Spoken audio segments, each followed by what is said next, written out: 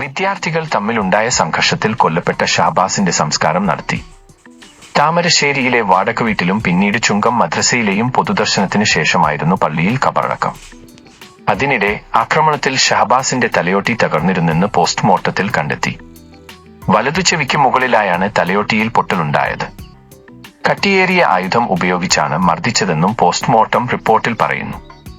താമരശ്ശേരിയിലെ tuition centre വിദ്യാർത്ഥികൾ തമ്മിലുണ്ടായ സംഘട്ടനത്തിലാണ് Elettil MJ higher secondary school വിദ്യാർത്ഥി മുഹമ്മദ് ഷഹബാസ് ആണ് മരിച്ചത്. 15 വയസ്സായിരുന്നു.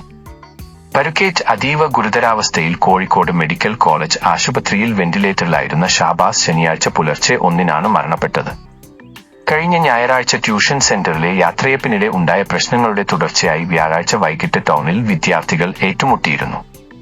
MJ ഹയർ സെക്കൻഡറി സ്കൂൾ കുട്ടികൾ ഡാൻസ് കളിക്കുമ്പോൾ താമരശ്ശേരി ഹയർ സെക്കൻഡറി സ്കൂളിലെ ഏതാനും വിദ്യാർത്ഥികൾ കൂകിയതാണ് പ്രശ്നങ്ങൾക്ക് തുടക്കം.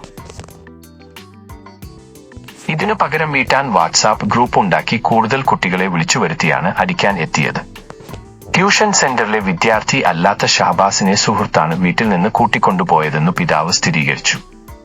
പുറമേ കാര്യമായ പരുക്കുകളൊന്നും ഇല്ലാതിരുന്ന ഷഹബാസ് രാത്രി ഛർദ്ദിച്ചതോടെയാണ് വീട്ടുകാർ താലൂക്ക് ആശുപത്രിയിൽ എത്തിച്ചത്. നില വഷളായതിനെ തുടർന്ന് മെഡിക്കൽ കോളേജ് ആശുപത്രിയിലേക്ക് മാറ്റുകയായിരുന്നു. സംഭവത്തിൽ താമരശ്ശേരി സ്കൂളിലെ 10 ക്ലാസ് വിദ്യാർത്ഥികളായ 5 പേരെ കസ്റ്റഡിയിലെടുത്ത് കോഴിക്കോട് ജുവനൈൽ ജസ്റ്റിസ് ബോർഡിന് മുൻപിൽ ഹാജരാക്കി. കൂടാതെ കുറ്റക്കാരായ മുഴുവൻ വിദ്യാർത്ഥികളെയും കണ്ടെത്താൻ പോലീസ് ശ്രമം തുടങ്ങി. ഇതിനായി കൂടുതൽ CCTV ദൃശ്യങ്ങൾ പോലീസ് ശേഖരിക്കുന്നുണ്ട്.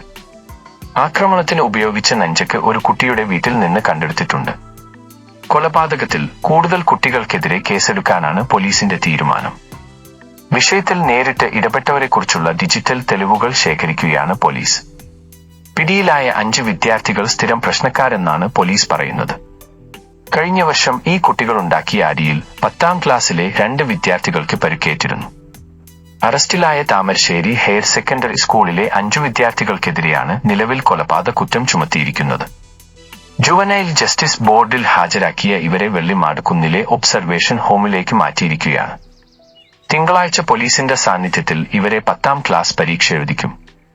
അടിയുണ്ടാക്കിയ ഷഹബാസ് ഉൾപ്പെട്ട സംഘത്തിൽ 3 സ്കൂളുകളിലെ കുട്ടികൾ ഉൾപ്പെട്ടിട്ടുണ്ട്. MJ higher secondary school, Chakkalikkal higher secondary school, Poonoor government higher secondary school എന്നിവിടങ്ങളിലെ കുട്ടികളാണ് സംഘത്തിൽ ഉണ്ടായിരുന്നതെന്ന് പോലീസ് സ്ഥിരീകരിച്ചിട്ടുണ്ട്. സംഘം 57 എന്ന ഗ്രൂപ്പിലൂടെയാണ് സംഘർഷത്തിന് ഇവർ കോപ്പ് കൂട്ടിയത്. വിദ്യാർത്ഥി സംഘർഷത്തിനിടെ പരിക്കേറ്റ 10ാം ക്ലാസുകാരൻ മരിച്ചത് തലയോട്ടി തകർന്നെന്നാണ് പോസ്റ്റ്മോർട്ടം റിപ്പോർട്ട്. കട്ടിയുള്ള ആയുധം ഉപയോഗിച്ചുള്ള അടിയാണ് ഷഹബാസിന്റെ തലയ്ക്ക് കിട്ടിയതെന്നും പ്രാഥമിക റിപ്പോർട്ടിൽ പറയുന്നു.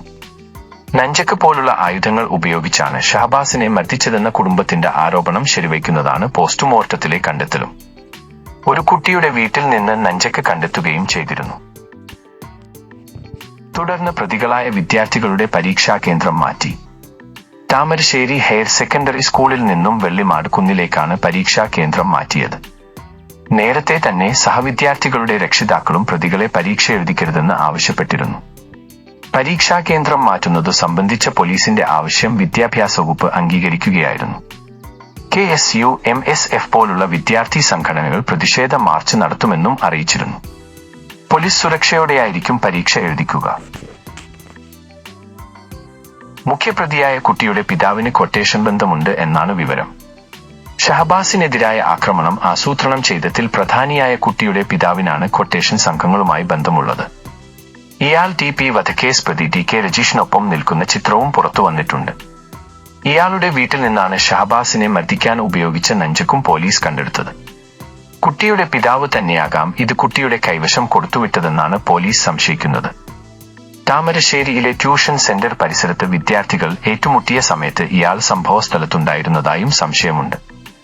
ആക്രമണം നടക്കുന്ന സമയത്ത് മുഖ്യപ്രതിയുടെ പിതാവ് സ്ഥലത്തുണ്ടായിരുന്നതായി ഷഹബാസിന്റെ ബന്ധുക്കളും നേരത്തെ ആരോപിച്ചിരുന്നു. രാഷ്ട്രീയ സ്വാധീനം ഉപയോഗിച്ച് പ്രതികൾ രക്ഷപ്പെടുമോ എന്ന ആശങ്കയുണ്ടെന്ന് ഷഹബാസിന്റെ പിതാവും നേരത്തെ പറഞ്ഞിരുന്നു. ഇതിനു പിന്നാലെയാണ് മുഖ്യപ്രതിയുടെ പിതാവ് TP ചന്ദ്രശേഖരൻ വധക്കേസിലെ പ്രതിക്കൊപ്പം നിൽക്കുന്ന ചിത്രം പുറത്തുവന്നത്. ഇയാൾ വിവിധ ക്രിമിനൽ കേസുകളിൽ പ്രതിയാണെന്നും പറയപ്പെടുന്നു.